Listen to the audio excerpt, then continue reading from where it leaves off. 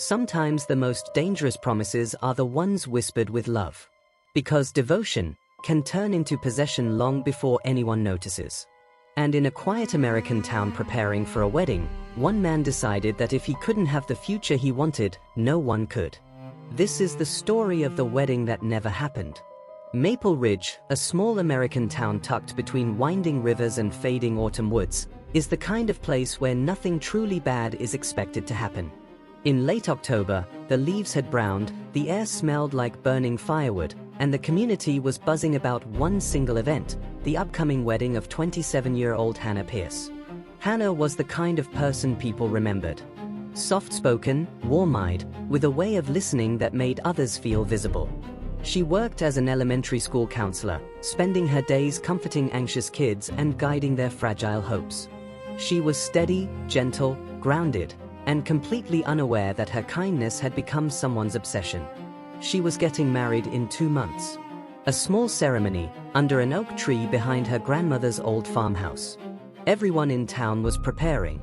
Everyone, except the man who believed he should have been the one standing beside her at that altar. His name was Caleb Ward, her ex-boyfriend. To most people, Caleb was just another face in Maple Ridge. A maintenance worker at the county office, quiet, unassuming. But to those who looked closer, there was something else. A simmering frustration, a loneliness that felt sharp, and a desperation to belong somewhere, or to someone. Hannah had broken up with him a year earlier. She had walked away carefully, gently, trying not to hurt him. But obsession doesn't end just because someone says goodbye. And soon, Caleb began watching her again, through windows, through social media, through the lives of people she trusted. And nobody realized it. Not yet. Hannah's fiancé, Mark Tillman, first sensed something was wrong 3 months before the wedding. It started small. A shadow outside their townhouse late at night. Footsteps slowing near their porch. A car idling across the street. Things are easily dismissed. Things couples shrug off because it's probably nothing. But then they found the notes. Folded slips of paper tucked under their windshield wiper, always unsigned. Does he love you as much as I did? You used to need me. You made a promise. Hannah assumed they came from a troubled student's parent. Mark thought it was childish harassment. Neither wanted to consider the darker possibility.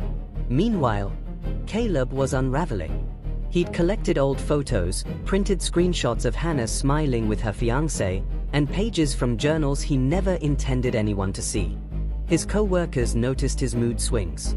His sister saw him spiraling. But Caleb had convinced himself of one thing. Hannah belonged with him. And if she married someone else, her whole life, their life, would be gone forever. This was his breaking point. A point of no return. The night everything changed was October 29th. The air was cold enough that your breath made clouds. Maple Ridge was getting ready for Halloween, porch pumpkins glowing faintly, fog rolling in from the river. Hannah had stayed late at school decorating her classroom with handmade autumn leaves drawn by her students. She locked up around 8:15 p.m., stepped into the parking lot, and called Mark to tell him she was on her way home. She never made it. Security footage from the school showed Hannah walking to her car, juggling her bag, a stack of construction paper, and her keys. She looked tired, distracted, already thinking about the wedding checklist in her planner. Then, a shadow moved behind her. Caleb stepped into frame only for half a second, just enough for his silhouette to be recognized later. Not enough for the camera to catch his face. The recording cut out at 8:16 p.m. When her car was found the next morning abandoned near the riverbank, still unlocked, purse inside, keys on the front seat, every part of Maple Ridge froze in fear. The wedding invitations had already been mailed. Now the bride was missing. The next 48 hours were frantic. Search parties combed the woods. Flyers were posted in gas stations and taped to telephone poles. The sheriff's office issued a statewide alert, and volunteers poured in from surrounding towns. But it was a fisherman named Larry Boone who made the discovery that broke the case open. At sunrise 2 days later, Larry noticed something odd near the reeds along a shallow part of the river, a scrap of pale pink fabric caught on a branch. Hannah's blouse. Half a mile downstream, tangled among roots and fallen leaves, searchers found what they feared most, Hannah's body, partially submerged, bruised, and lifeless. There were no signs of sexual assault. No robbery. Nothing stolen. Just violence. Intentional, personal violence. And the autopsy revealed something even more chilling. Hannah had fought hard. Defensive wounds covered her arms. But what truly haunted investigators was that she had been alive for several hours after she disappeared. This was not a quick crime. This was an obsession, carried out slowly. Sheriff's deputies interviewed everyone close to Hannah. Friends, family, co-workers, and of course, Caleb. He claimed he had been home watching TV. Alone. No alibi. Detective Will Granger, a quiet but sharp investigator known for catching tiny details, revisited the school's security footage. That's where he found it, the silhouette. Caleb's height. Caleb's build. Caleb's distinct slouching posture. It was enough to raise suspicion. Not enough to arrest. But then detectives found what Caleb hadn't expected anyone to notice. A set of tire tracks near the riverbank. Tires Caleb had replaced only a month earlier. Specialized treads. Rare in that region. Suddenly, every piece fell into place like a trap snapping shut. Meanwhile, Caleb's unraveling continued. He began visiting Hannah's grave within hours of the funeral service, leaving wilted flowers and writing long, rambling notes addressed to her. In one, he wrote, "You never should have tried to marry him. You knew we were meant to be." That was the moment the sheriff's office obtained a search warrant. When they entered Caleb's small apartment, it was like stepping into a shrine. Walls covered with photos of Hannah. Movie ticket stubs from old dates. A torn piece of her sweater. A USB drive filled with saved social media photos and recordings. And then, the final nail. A journal entry written 3 days before Hannah died. "If she says yes to him, she leaves me behind forever. I can't let her do that." Caleb was arrested on the spot. Even then, he denied everything. But the evidence spoke for him. The county courtroom filled to capacity through the entire trial. Locals who had known Hannah since she was a child came to see justice done. Her parents sat silently in the front row, gripping each other's hands as every detail was read aloud. The prosecutor painted a clear picture. A man rejected. A wedding he couldn't accept. A future he wanted to control. A choice he made because obsession had replaced love. The jury took only 4 hours to convict Caleb Ward of first-degree murder. Caleb received life in prison without parole. Mark, Hannah's fiancé, moved away from Maple Ridge only 2 weeks after the sentencing. The farmhouse where the wedding was supposed to be held remains abandoned. The oak tree still stands, a silent witness to what might have been. Hannah's parents visit the riverbank every October. They say it helps them breathe again. But there was one lingering question that kept haunting investigators. Why did the school's security camera cut out at the exact moment Caleb approached Hannah? A faulty wire? A malfunction? Or something intentional? Months after the trial, Detective Granger received an envelope with no return address. Inside was a single photo, taken from behind a window facing the school parking lot. Hannah, in the last minute of her life, being watched. A handwritten note at the bottom read, "You think you caught the whole story. You didn't." That envelope was never traced. But it reopened a question Maple Ridge never wanted to revisit. Was Caleb working alone? Maple Ridge tried to move on after Caleb Ward's conviction. Tried. But a town that has tasted tragedy doesn't simply return to normal. Every porch light stayed on a little longer. Every parent kept their child closer. Weddings were postponed, then quietly cancelled. And the riverbank where Hannah was found became a place no one willingly walked past. For Detective Will Granger, though, the world had not returned to order. Not after that letter. The unmarked envelope. The photo was taken from a hidden vantage point. The handwriting that didn't match Caleb's. The chilling note. "You think you caught the whole story. You didn't." Granger tried to dismiss it. He told himself it was a sick prank. But that photo had been taken from an elevated angle, through a window across from the school parking lot. Meaning the photographer had been watching Hannah that night. Meaning someone else had been there. Meaning Caleb Ward wasn't alone. 3 months after Caleb's sentencing, Maple Ridge was settling into winter. Snow-layered rooftops. Christmas decorations lined Main Street. But for Hannah's fiancé, Mark Tillman, there was no celebration. Mark had returned to town quietly. He said it was for closure, but the truth was darker. He was drowning in unanswered questions. He visited the police station the day after he arrived. "Detective Granger," he said, his voice thin. "The camera malfunction. Did you ever find out why it was cut out?" Granger paused. He hadn't told Mark about the envelope. He hadn't told the sheriff. He hadn't told anyone. "No," he answered slowly. "We never got a solid explanation." But Mark wasn't finished. "Hannah mentioned something strange before she died," he said. "She said someone was following her. Someone other than Caleb." "That was new." "Someone?" Granger asked. "Not him." Mark nodded. "She didn't know who. She kept saying she felt eyes. Not Caleb's. Softer. Closer. Like someone who knew her." Granger felt a chill settle over him. Meanwhile, a new investigation was quietly forming. Not official. Not public. But real. Because if Hannah had 2 watchers, who was the second? Caleb Ward sat in a high-security prison 60 miles away from Maple Ridge. Granger requested a visit. Inside the interview room, Caleb looked thinner.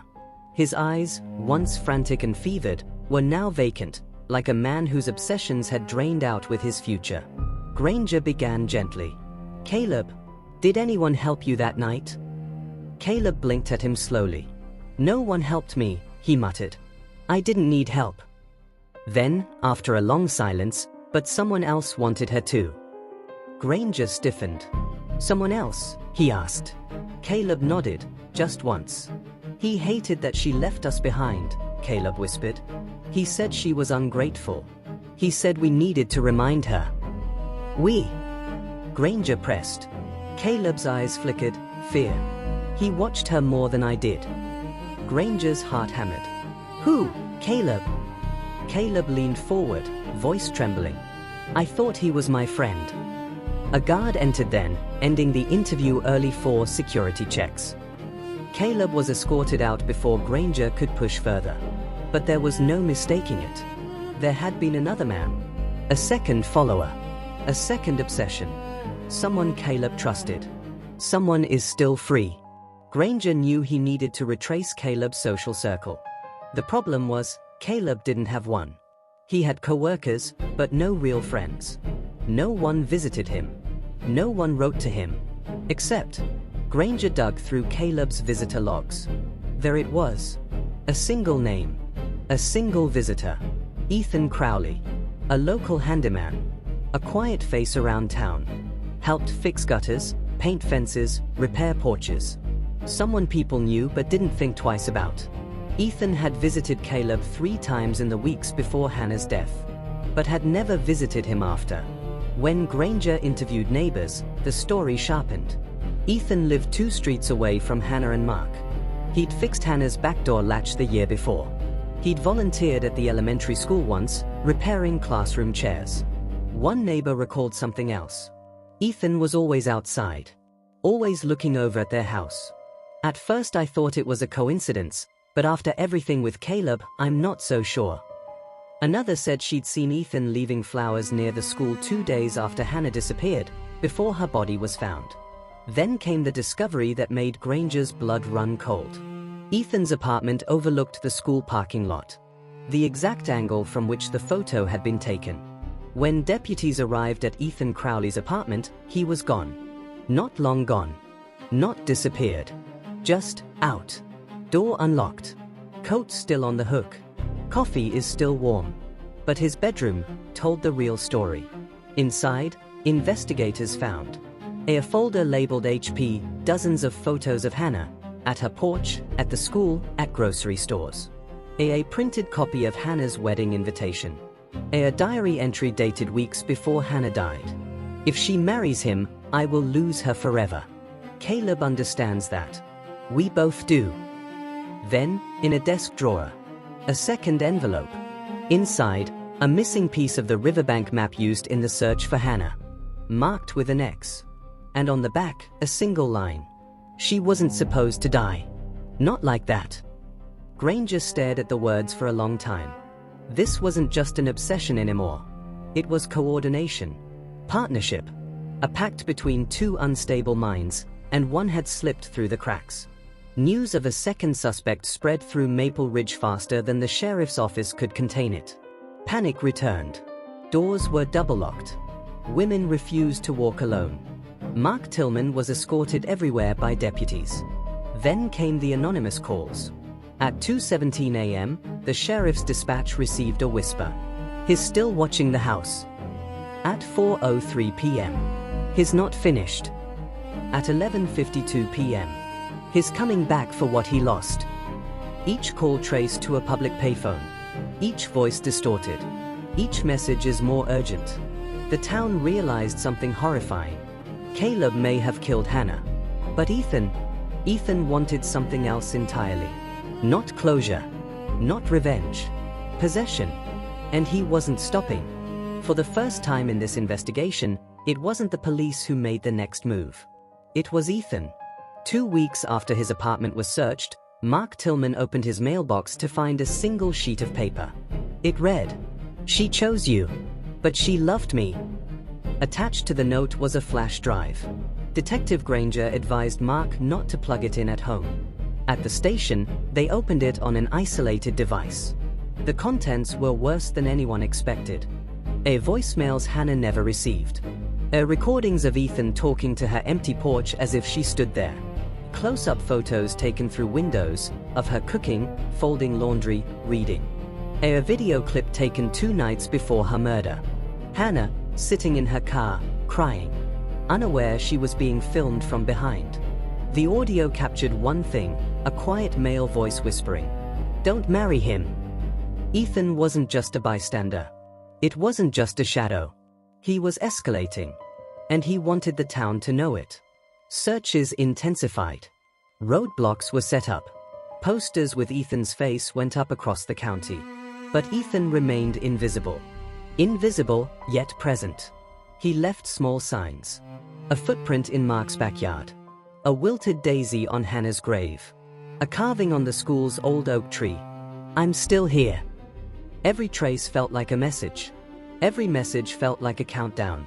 Detective Granger, exhausted and running on caffeine and fear, began piecing together a timeline: Ethan's movements, Caleb's behaviors, Hannah's last weeks. That's when he found something he had missed. Ethan had been working part-time as a janitor at the school the month Hannah died. He had access to the cameras. He had access to the power circuits. He could have cut the security feed. And he had been inside the building the night she disappeared. Which meant, Ethan didn't just watch. He participated. And the final unanswered question was no longer, did he help Caleb? It was, what is he planning now? 5 months after Hannah's murder, snow had melted into muddy spring soil. Maple Ridge was trying to breathe again, though shallowly. One morning, a jogger found a backpack near the old river trail. Inside were a thermos, a pair of gloves, a hunting knife, and a folded map. Not of the riverbank, not of the school, not of Hannah's neighborhood, but of Mark Tillman's new address. And then investigators found the last item. A single Polaroid. Mark, asleep inside his house. Photo taken through the bedroom window. On the bottom, a message written in shaky ink. To be continued in part 2. Love can heal, but obsession destroys. It twists memory, warps reality, and convinces broken hearts that violence is justified. Hannah Pierce was not killed because she made the wrong choice. She was killed because someone believed he owned her future. Thank you for watching. I want to hear from you. In the comments below, if you're new here, hit that subscribe button for more untold stories, and make sure you click the notification bell so you don't miss part 2.